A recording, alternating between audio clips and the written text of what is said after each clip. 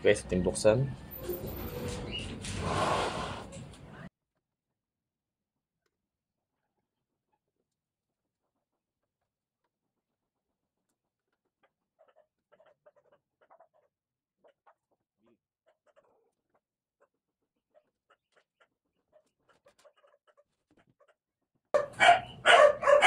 So ito guys, yung sabi sa inyo na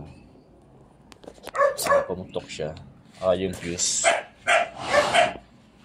So yan, yung fuse na yan. Ito saka ito ay pumutok yun guys. Ayan, no? So yun guys, so may reason kung bakit pumutok siya. So need lang natin makita, baka isa sa mga power transistor dito ay shorted. So mas ay ganoon yung ganun yung kanyang pinaka-problema. Pag may short dito sa kanyang mga power transistor ay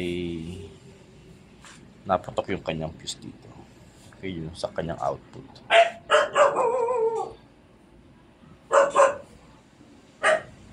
Okay, ating muna i-check kung okay yung kanyang ano dito. Okay, asa nga mong tanggalin ang pinaka-board niya para ating makita yung pinaka ilalim. Kung may problema ka ng ilalim, tigas yung kanyang connection.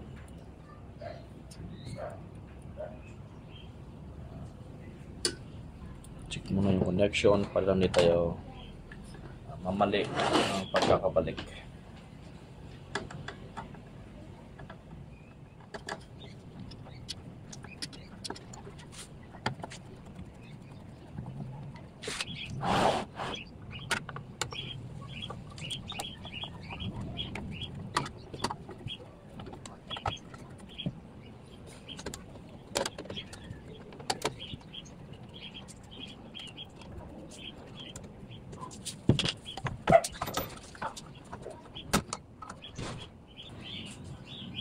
Tugas yung ilalim niya.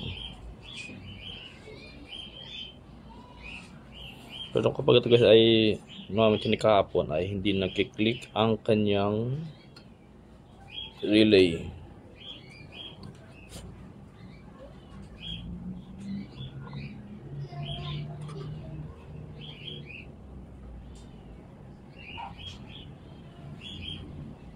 So yun guys, ating check itong kanyang mga power transistor. Ayun, shorted nga siya guys, yung nandalang supply ay shorted. So okay guys, ito siya. So ito yung kanyang model,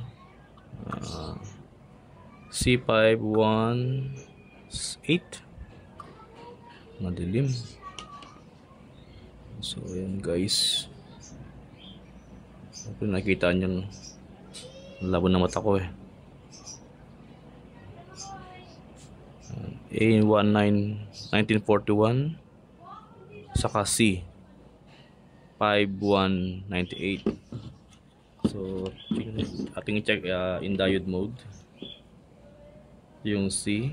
Ayan, okay siya. Pag naligtad, wala. So ganun din yung C, yung sa kabila.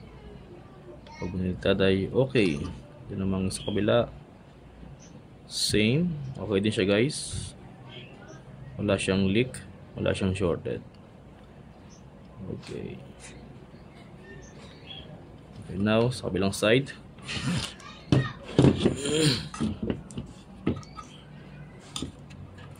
So ito yung C, C5198, at ito naman yung A1941. Ito yung C 0.7. Okay, no problem. Yun, no? 00 guys.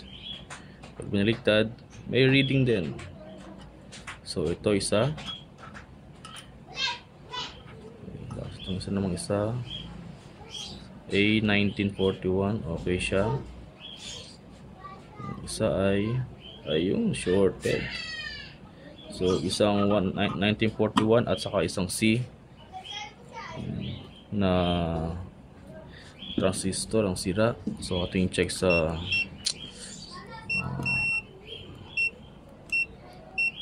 beep sound. Kung dalawa agad yung sira, no? Ayun, no? Shorted. Okay. So kabila naman sa ayun, no? Shorted na shorted. Okay. So ito guys yung ating sira. Puti, isang pares lang. 1941 at saka isang C 51 5398. Basta yun. Ating check naman itong ating board kung may makuha pa tayong shorted dito.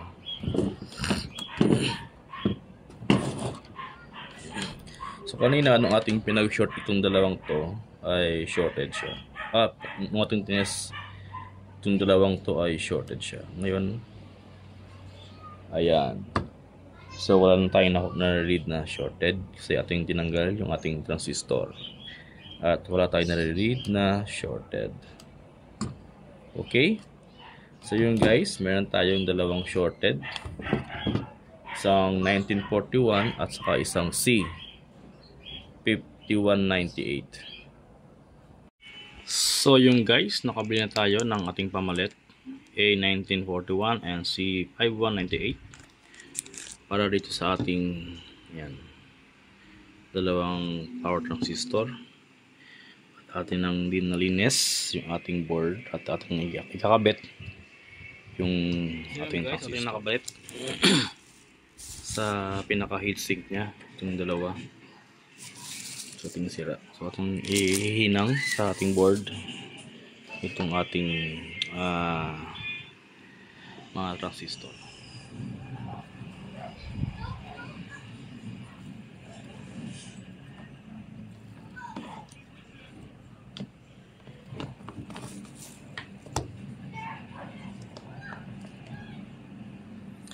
Guys, ating hinangin.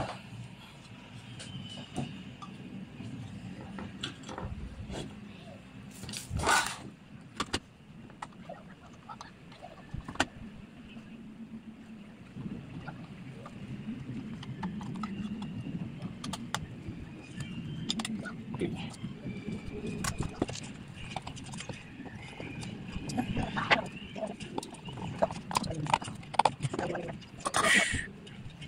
Nang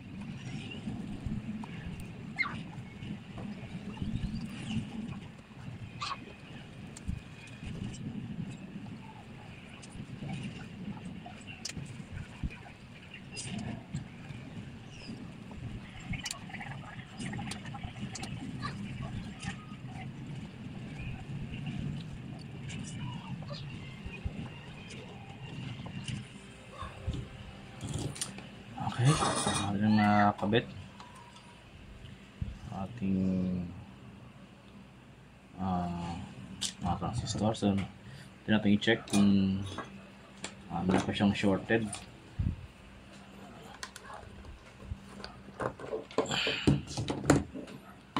Yeah. So natin i-check ito itong kanyang dulo ng load side ng kanyang fuse ay may short.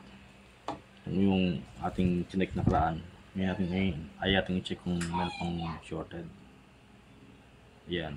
So okay, na pala tayo. So ayan, natin kung may shorted pa. Ayun, wala na. So 1.92 guys yung ating reading. So meaning ay wala tayong nare-read na shorted sa ating circuit. Kaya naputok yung itong fuse na ito ay dahil shorted siya. So yung dalawa, ito saka ito. So ngayon ay okay na siya guys. Yan. So papatay natin ng fuse kasi ito ay putok. Itong santa putok. Okay guys. So tomorrow ay aking kakabit sa pinaka-casing niya kasi ngayon ay gabi na. Gabi na nakauwi kaya akin mo lang kinabit muna ito. Then bukas ating kakabit sa pinaka-casing niya. And then ating i-test kung okay na yung ating ginawa.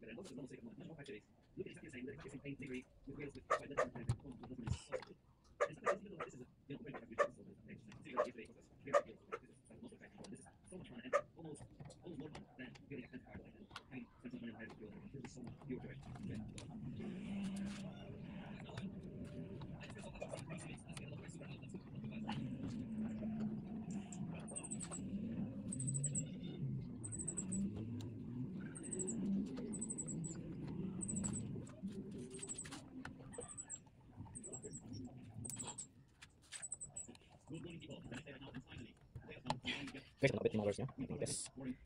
Tutunog na siya.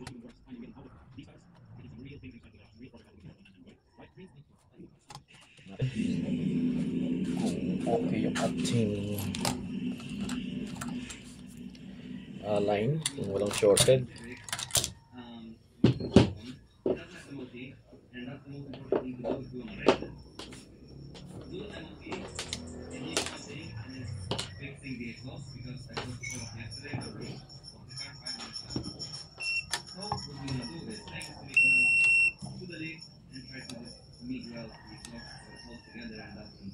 Okay, no shorted.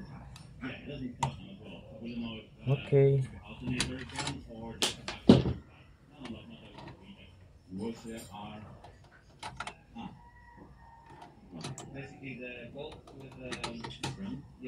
Okay guys, so ating check. Wag natin ng speaker.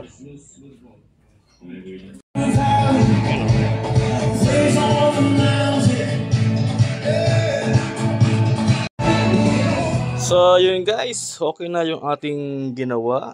Ayan. So no sound na consort amplifier. At ang problema ay naputok ang kanyang fuse dahil shorted yung ating dalawang yun, ito saka yun, yung dalawang power natin transistor. So yun guys, kung nagustuhan nyo ang ating video ngayon ay kindly like, share and subscribe para sa mga bagong videos and update natin gagawin sa ating YouTube channel na ito. Okay? God bless mga kabuting-ting.